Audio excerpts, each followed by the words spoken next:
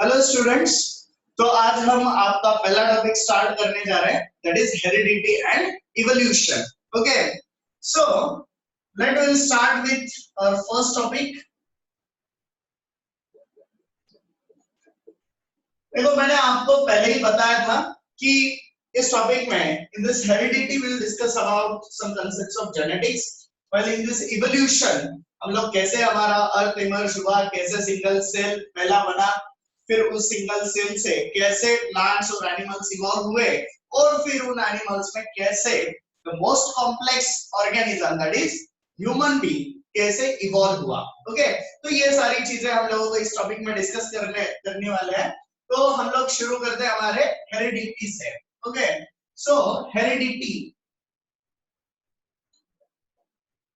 so heredity is the transmission of characters. It is transmission of characters from one generation to the next generation. So heredity is the transmission of character from one generation to next generation. तो हमें हमारे parents से जो भी characters transmit होता है, okay, तो उनकी जनरेशन से जो हमारे जनरेशन में कैरेक्टर्स आ गए, इस कंसेप्ट को हम लोग बोलेंगे heredity. So heredity is related to transmission of characters from one generation to next generation. Okay दोस्तों, लेकिन हम लोग ये भी ऑब्जर्व करते हैं कि सारे के सारे कैरेक्टर्स तो सिमिलर नहीं होते। We are not identical to our parents. Okay, so this concept, okay, is called as variation. Okay, तो हम लोगों में और हमारे पेरेंट्स में बहुत ज्यादा डिफरेंसेस होते हैं। No doubt we are identical to them, but not exactly. हम लोग आइडेंटिकल होते हैं लेकिन एग्जैक्ट आइडेंटिकल नहीं होते, और इस कंसेप्ट को हम लोग क्या बोलेंगे?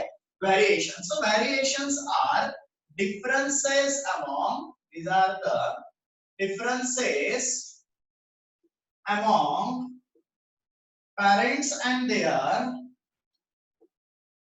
offsprings, parents and their offsprings।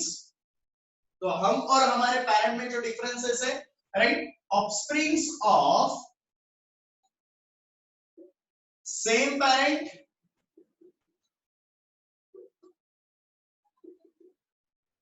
तो हम और हमारे भाई बहन, राइट, हम लोग एक ही पेरेंट्स है लेकिन फिर भी हम लोगों में डिफरेंसेस है। And the individuals of the same species, so we all are belonging to the same species। हम लोग एक ही स्पीसीज से बिलोंग करते हैं, but still we all are diverse। हम लोगों में बहुत ज्यादा डिफरेंसेस है, and this concept is called as variation। okay, so heredity is related to transmission of characters, while variation are the differences in characters। okay, so next अभी हम लोगों को एक डेफिनेशन अच्छे से डिस्कस करना है, दैट इज जेनेटिक्स। उसको हम लोग बोलेंगे genetics. Okay, so genetics is nothing but the branch which deals with this two concepts, heredity and variation. Okay, so genetics is the branch of biology dealing with the study of heredity and variation। Okay, तो ये दोनों concept, heredity and variation, ये दोनों concept जिस branch में हम लोग study करते हैं, that is called as genetics. Okay, so ये तीन डेफिनेशन और ये तीन कंसेप्ट आपको बहुत अच्छे से याद रखने पड़ेंगे दोस्तों। ओके, सो अभी हम लोग डिस्कस करेंगे हिस्टोरिकल बैकग्राउंड। ओके, तो अभी हम लोगों को क्या डिस्कस करना है? इसका historical background. So will now discuss about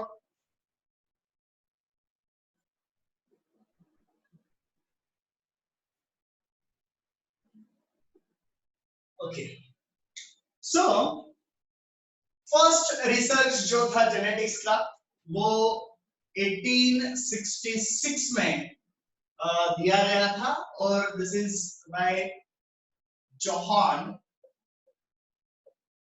Gregor Mendel. So दो ओके सो क्या नाम है? Johann Gregor Mendel. इन्होंने 1866 में, ये बहुत ग्रेट साइंटिस्ट है, इन्होंने 1866 में प्लांट हाइब्रिडाइजेशन एक्सपेरिमेंट्स किए थे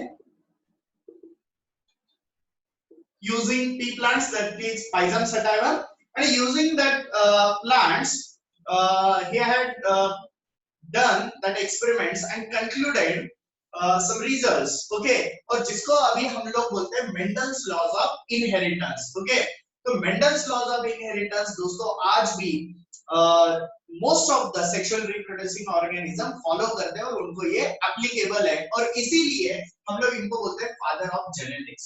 अब ये एक बात अच्छे से समझ लो दोस्तों, इनका काम 1866 का है। आपके बुक में थोड़ा सा प्रिंट मिस्टेक है, वहां पे 1886 दिया गया है, लेकिन ये 1866 ही है। ओके, सो इन्होंने जब ये काम किया था तब ना कोई माइक्रोस्कोप थे, ना सेल मालूम था, ना डीएनए मालूम था, ना क्या जेनेटिक मटेरियल है, कुछ भी हम लोगों को मालूम नहीं था। And at that time he concluded some results, okay, which are applicable till now. Okay, so ये सबसे पहले साइंटिस्ट थे, राइट? उसके बाद 1901 साइंटिस्ट का नाम था ह्यूगो डी बराइज।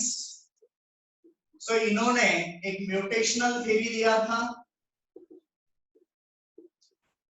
मेंडल का काम 1866 में था, लेकिन वो बहुत दिनों तक अनरिकॉग्नाइज्ड था, राइट? और उसको अगेन रिसर्च करने में, उसको अगेन लोगों को सामने लाने में भी ये साइंटिस्ट का बहुत बड़ा रोल है। और इन्होंने एक म्यूटेशनल थ्योरी दिया था कि कैसे हम लोग इवॉल्व हुए, कैसे हम लोगों के जेनेटिक मटेरियल में चेंजेस हुए होंगे और इसलिए हम लोग इवॉल्व हुए, ऐसा ये थ्योरी का कहना था, क्योंकि बाद में रिजेक्ट हुआ है। ओके, तो वो भी हम लोग बाद में डिस्कस करने वाले हैं। नेक्स्ट 1902 दो साइंटिस्ट थे, सुटॉन एंड बोरी। ओके, तो दोस्तों ये दो साइंटिस्ट ने सबसे पहले पेयर्ड क्रोमोसोम ऑब्जर्व किए थे। क्या ऑब्जर्व किया था? Paired chromosomes. ओके, इन ग्रासहॉपर सेल्स। सो मैंने आपको मेंडल के टाइम में बताया कि उस टाइम पे सेल मालूम नहीं था, माइक्रोस्कोप नहीं था, डीएनए जेनेटिक मटेरियल कुछ भी मालूम नहीं था। 1902 में माइक्रोस्कोप जब डेवलप हुए थे तब ये दो साइंटिस्ट ने एक क्रोमोसोम का पेयर फॉर्म होते हुए देखा था कुछ सेल्स में। ओके, जिसको अभी हम लोग मियोसिस बोलते हैं। ओके, तो मियोसिस जब हम लोग सेल डिवीजन डिस्कस करेंगे तो ये आपको आने वाला है, राइट? तो इनके बहुत पहले मेंडल ने बहुत सारी चीजें बता के रखी है, राइट? नेक्स्ट 1944 तीन साइंटिस्ट थे, अवेरी, मैक्लियोइड एंड मैकार्टी। तो ये तीन साइंटिस्ट ने सबसे पहले बताया था कि DNA is the genetic material, DNA is the genetic material. Okay, तो एक्चुअली इनके पहले भी कुछ रिसर्च शुरू हुए थे कि जेनेटिक मटेरियल क्या है ये ढूंढने के लिए, और फिर वो एक्सपेरिमेंट का बेस लेते लेते फाइनली ये लोगों ने बताया था कि DNA is the genetic material. इसके बाद भी इन पे बहुत सारे साइंटिस्ट थे जिन्होंने भरोसा नहीं किया था, उनको लगता था कि नहीं यार प्रोटीन जेनेटिक मटेरियल होना चाहिए, क्योंकि उस टाइम पे जो भी रिसर्च हो रहा था और जो भी रिसर्च सामने आ रहा था तो हर बार हम लोगों को उस कंसेप्ट के पीछे प्रोटीन मिलते थे। तो सबको ये लगा कि प्रोटीन ही जेनेटिक मटेरियल होना चाहिए, लेकिन नहीं, जेनेटिक मटेरियल था डीएनए। ओके, और मैं यहाँ पे भी आपको एक बात बता दूं कि ये जैसे आपके टेक्स्ट बुक में छोटा सा गलती हुआ है, उन्होंने वॉल्टर एंड सुटॉन दो नाम दिए, लेकिन वो सुटॉन एंड बोरी ये दो साइंटिस्ट है, वॉल्टर सुटॉन एक ही नाम है। ओके, नेक्स्ट 1961 में दो साइंटिस्ट थे, that is Jacob and Monod. तो ये दो साइंटिस्ट ने सबसे पहले प्रोटीन सिंथेसिस का मैकेनिज्म बताया था। ओके, जैसे मैंने अभी आपको बोला कि सबको लगता था कि प्रोटीन जेनेटिक मटेरियल है, लेकिन प्रोटीन जेनेटिक मटेरियल नहीं है।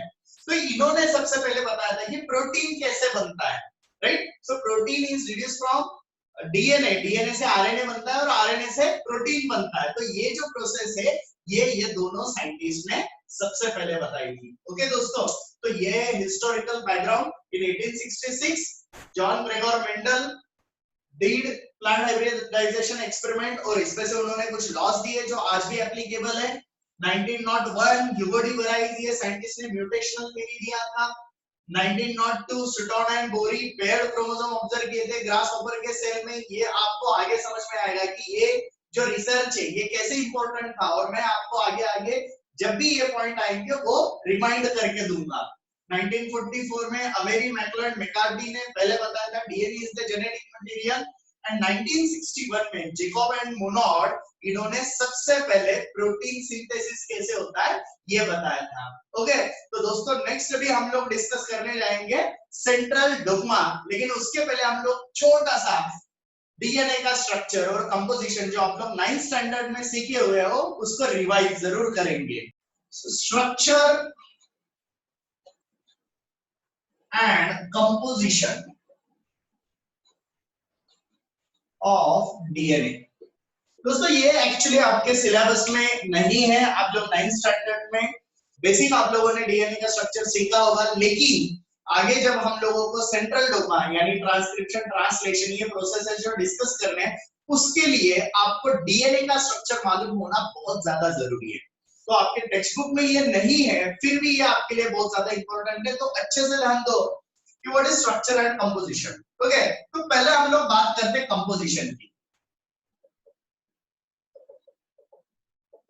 सो डीएनए या आरएनए हम लोग दोनों की बात कर रहे हैं। सो इसको हम लोग बोलते हैं न्यूक्लिक एसिड, जैसे DNA deoxyribonucleic acid and RNA is the ribonucleic acid. तो दोनों में आ रहा है nucleic acid. Okay, so composition of nucleic acid की बात करते हैं। फ्रेडरिक फिशर नाम के साइंटिस्ट थे जिन्होंने सबसे पहले इसको आइसोलेट किया था, न्यूक्लियस से आइसोलेट किया, इसलिए न्यूक्लिक, एंड एसिडिक मटेरियल है इसलिए एसिड, तो ऐसा इसका नाम है न्यूक्लिक एसिड। तो nucleic acids are made up of 3 component basically. First is sugar, second is nitrogen base, and the third one is phosphate group.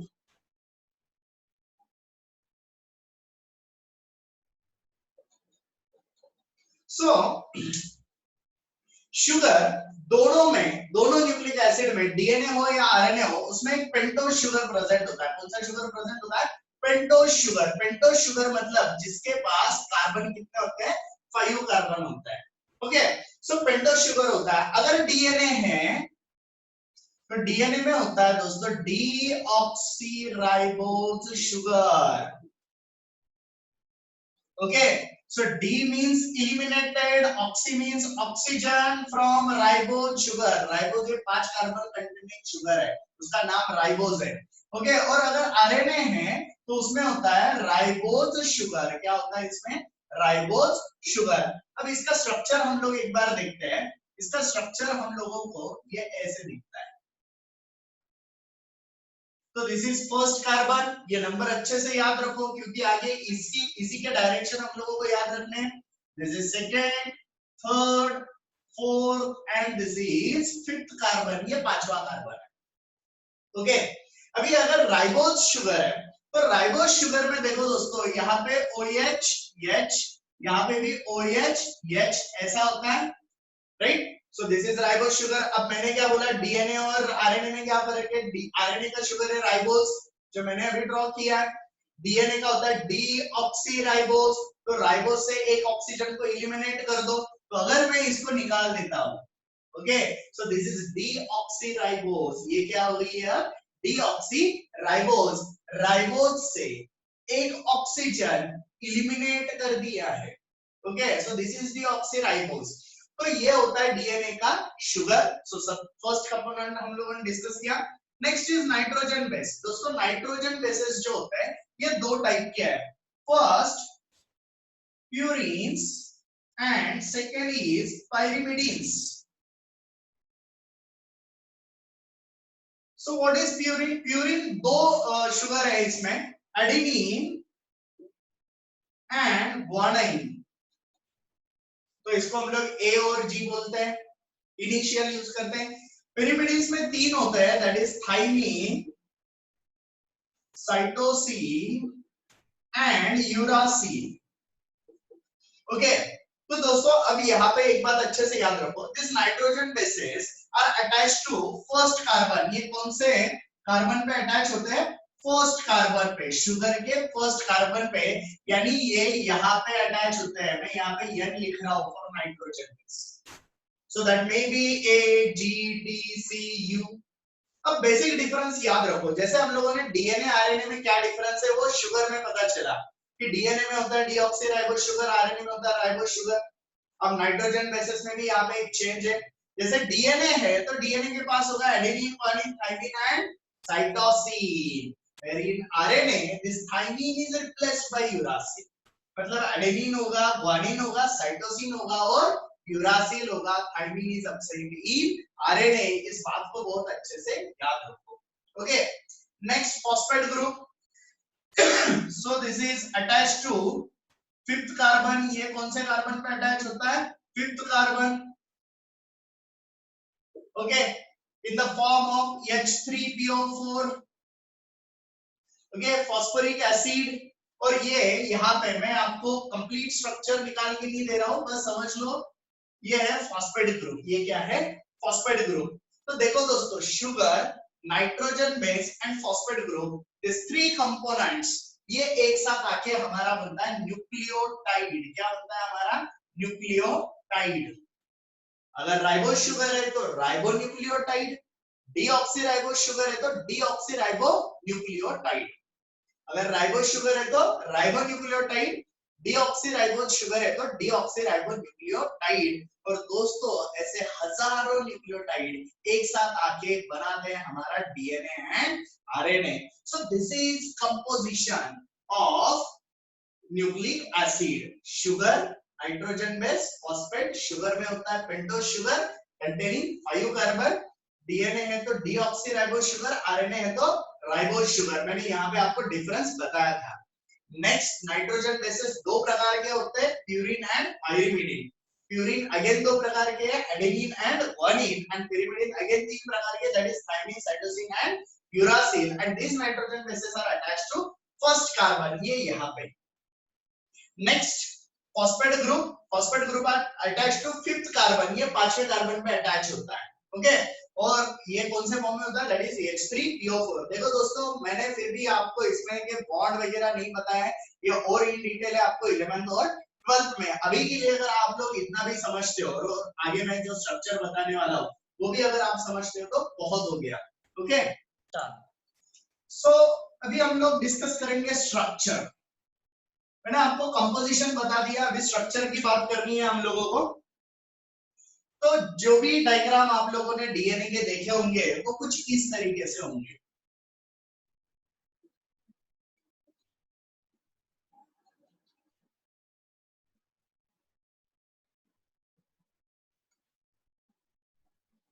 Right, so this is basic double stranded helical structure of DNA. दो strand का helix बन के जो structure बना हुआ है इसको हम लोग बोलते हैं डीएनए का स्ट्रक्चर। ओके, लेकिन दोस्तों यहाँ पे आपको ये जो पॉइंट्स दिख रहे हैं वो एक दूसरे से जो बाइंड हुए हैं, बॉन्ड फॉर्म हुए हैं, ये है हमारे न्यूक्लियोटाइड्स। ये क्या होते हैं? हमारे न्यूक्लियोटाइड। अगर हम लोग इसका स्ट्रक्चर, अगर मॉलिक्यूलर स्ट्रक्चर अगर निकालते हैं तो वो स्ट्रक्चर हम लोगों को कुछ ऐसे दिखेगा। ये है, मैंने शुगर निकाला, ये नाइट्रोजन बेस ऐड कर दिया, यहाँ पे फॉस्फेट ग्रुप है। अभी मैं बस जितना जरूरी है उतना स्ट्रक्चर निकाल रहा हूँ।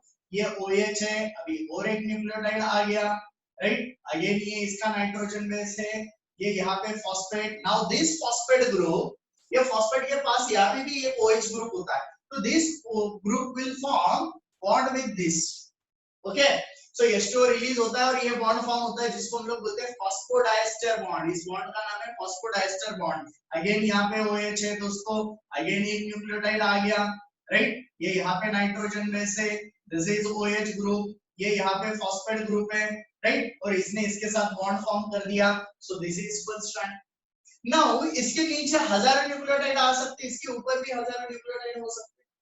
अब मैंने जो ये डबल स्ट्रैंडेड स्ट्रक्चर निकाला है, अभी इसकी दूसरी जो स्ट्रैंड होती है वो होती है इसको एंटी पैरेलल। कैसे होती है ये? Anti parallel. अगर वो मैं निकालता हूं तो वो कुछ ऐसे दिखने वाली है। सो दिस इज नाइट्रोजन, ये दो नाइट्रोजन एक दूसरे के साथ बॉन्ड फॉर्म करते हैं, राइट। अगेन ये है हमारा फॉस्फेट ग्रुप, ये है OH, राइट। अभी ये दूसरा न्यूक्लियोटाइड है, राइट, ये OH, अब ये इसके साथ बॉन्ड फॉर्म करेगा, ये ऐसे स्ट्रक्चर बनता है, ये यहाँ पे नाइट्रोजन बेस, ये एक दूसरे के साथ हाइड्रोजन बॉन्ड फॉर्म करेंगे। अगेन ये तीसरा न्यूक्लियोटाइड, राइट, ये है OH, ओके, और ये यहाँ पे नाइट्रोजन बेस। तो दोस्तों यहाँ पे अगर हम लोग देखते हैं तो क्या हो रहा है कि न्यूक्लियोटाइड एक दूसरे के साथ फॉस्फोडाइस्टर बॉन्ड फॉर्म कर रहे हैं, और दो चेन एक दूसरे के साथ हाइड्रोजन बॉन्ड्स फॉर्म कर रहे हैं, नाइट्रोजन बेसेस, ओके। तो ये हाइड्रोजन बॉन्ड जो फॉर्म होते हैं ये बहुत इंपॉर्टेंट है, ये यहाँ पे हमेशा याद रखो। मैंने आपको लिख के दिया कि दो टाइप के नाइट्रोजन बेसेस है, प्यूरीन्स एंड pyrimidines। तो यहाँ पे याद रखो दोस्तों, प्यूरीन्स ऑलवेज पेयर्स विद pyrimidines, और इसमें भी adenine always pairs with thymine while guanine always pairs with cytosine. So this is in case of DNA. अगर DNA है यहाँ पे अगर adenine आता तो यहाँ पे क्या आता? thymine. यहाँ पे अगर cytosine होता तो यहाँ पे क्या आता? guanine. अगर यहाँ पे thymine होता तो यहाँ पे क्या आता? adenine. So always ये pairs को अच्छे से याद रखो, adenine always pairs with thymine while guanine always pairs with cytosine, और ये बहुत इंपॉर्टेंट है हमारे लिए, ओके। तो ये एक पॉइंट आपको बहुत अच्छे से याद रखना है क्योंकि आगे ये आने वाला है। अब दोस्तों हम लोग बात करते हैं स्ट्रक्चर के बारे में। चलो मैं ये यहां से स्टार्ट करता हूं। ये यहाँ पे देखो, मैंने यहाँ पे कितने भी अगर न्यूक्लियोटाइड ऐड कर दिए तो जो भी लास्ट वाला होगा उसका ये OH ग्रुप फ्री है। अब मैंने आपको नंबरिंग करके दिया था, फर्स्ट, सेकेंड, थर्ड, फोर्थ और ये फिफ्थ। तो ये कितने कार्बन पे? थर्ड कार्बन पे। सो जहां पे भी जिस एंड पे OH ग्रुप फ्री होता है, जो तीसरे कार्बन को अटैच है, ऐसे एंड को हम लोग बोलते हैं 3 प्राइम एंड। क्या बोलते हैं हम लोग उसको? 3 प्राइम एंड। अब इसी के अपोजिट डायरेक्शन पे चले जाते हैं जहां पे एक फॉस्फेट ग्रुप फ्री है, और मैंने नंबरिंग दिया था 1 2 3 4 5, तो पांचवें कार्बन का फॉस्फेट ग्रुप फ्री है, तो इसको हम लोग बोलेंगे 5 प्राइम एंड। अब इस स्ट्रैंड को देखते हैं, OH ग्रुप फ्री है तो इसको हम लोग बोलेंगे 3 प्राइम एंड। यहाँ पे फॉस्फेट ग्रुप फ्री है तो इसको हम लोग बोलेंगे 5 प्राइम एंड। तो ये डायरेक्शंस भी बहुत अच्छे से याद रखो दोस्तों, इसको हम लोग बोलते हैं polarity of strand, 5 prime 3 prime, 5 prime 3 prime, okay. So आपके लिए मैं इतना ही DNA का स्ट्रक्चर बताऊंगा क्योंकि हम लोगों को ये चीज that is complementarity बोलते हैं हम लोग, इसको क्या बोलते हैं? complementarity, that adenine always pairs with thymine while guanine always pairs with cytosine। अब मैंने आपको ये बोला कि RNA में तो thymine नहीं होता है, तो उस केस में this adenine will pair with uracil, okay, in case of RNA, in case of DNA thymine, in case of RNA uracil। ये बहुत अच्छे से याद रखो और ये डायरेक्शंस बहुत अच्छे से याद रखो, ओके। सो नेक्स्ट, अभी ये DNA का स्ट्रक्चर अगर आपको समझ में आया है तो हम लोग नेक्स्ट टॉपिक जो है हमारा वो स्टार्ट करेंगे, that is central dogma of molecular biology और बायोलॉजी।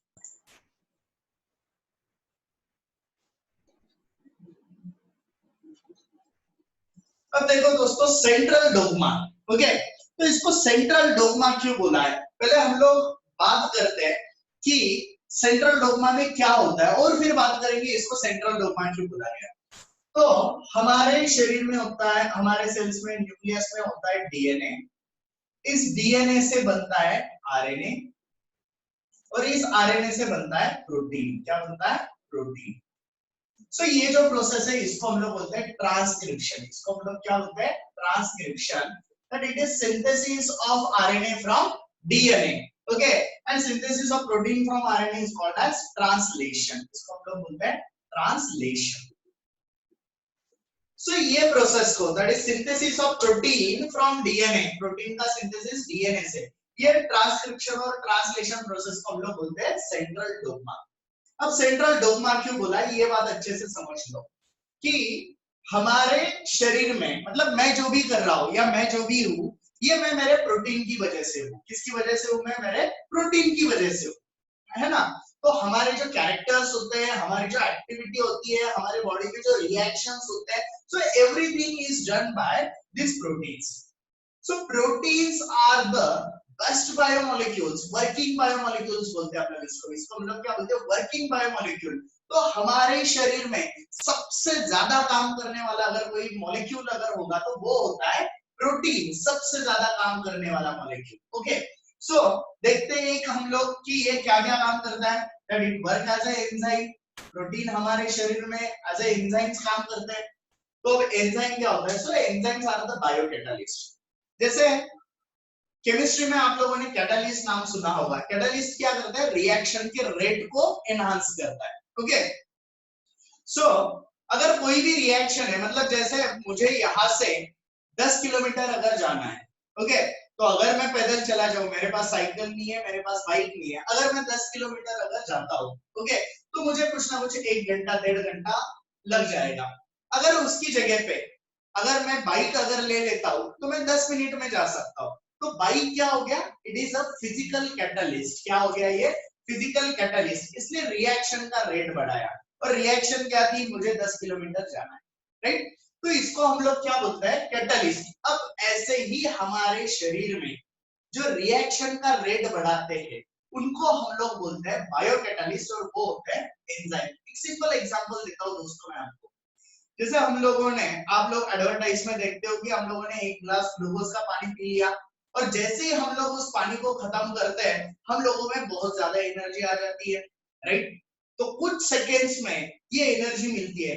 क्या ये एनर्जी डायरेक्टली ग्लूकोज हमारे शरीर में जाने से मिलती है? नहीं, इस ग्लूकोज को हम लोगों को ब्रेक करना पड़ता है, और फिर उससे हम लोगों को मिलती है एनर्जी। और इस रिएक्शन में ऑलमोस्ट 30 रिएक्शंस है, इस प्रोसेस में ऑलमोस्ट 30 रिएक्शंस है, तब जाके हम लोगों को एनर्जी मिलने वाली। अगर मैं ये रिएक्शंस आपको बता दूं, नेक्स्ट टॉपिक में है आपको, अगर मैं ये रिएक्शंस आपको बता दूं तो हम लोगों को बताने के लिए 5 से 10 मिनट लग जाएंगे, एनर्जी तो उसके पहले मिल रही है। तो ये किसकी वजह से?